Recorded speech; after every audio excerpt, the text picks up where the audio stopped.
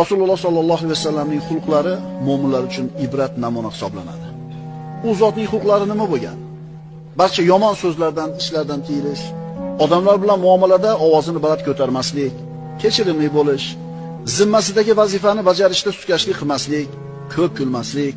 hojatmandlarning hojatlarini ravo qilishga shoshilishlik, oilasiga uy ishlarida ko'mak berish, hayitlarda, to'ylarda eng yaxshi kiyimlarni kiyish, oz ovqat bilan kifoyalanishlik,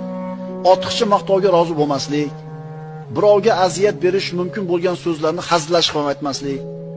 do'stlarini birontasiga ham yomon ko'z bilan qaramaslik, shirin so'zli bo'lish, faqat rost gapni gapirish, insonlarga ham hayvonlarga ham rahm shafqatli bo'lish, baxillik qilmaslik, tungi uyquda erta yotib, erta turish,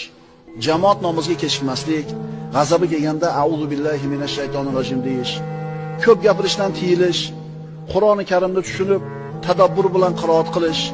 va o'zgalarni tilovatni ham tinglab yurish, doim xushbo'yliklar ishlatib yurish, doim misvok ishlatib yurish,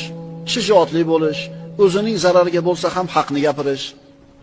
insonlarning nasihatlarini qabul qilish, ayollari va farzandlari o'rtasida adolat bilan ish yuritish, insonlarning aziyatlariga sabrli bo'lish, o'zi uchun yaxshi ko'rgan narsani boshqalarga ham ravo ko'rish,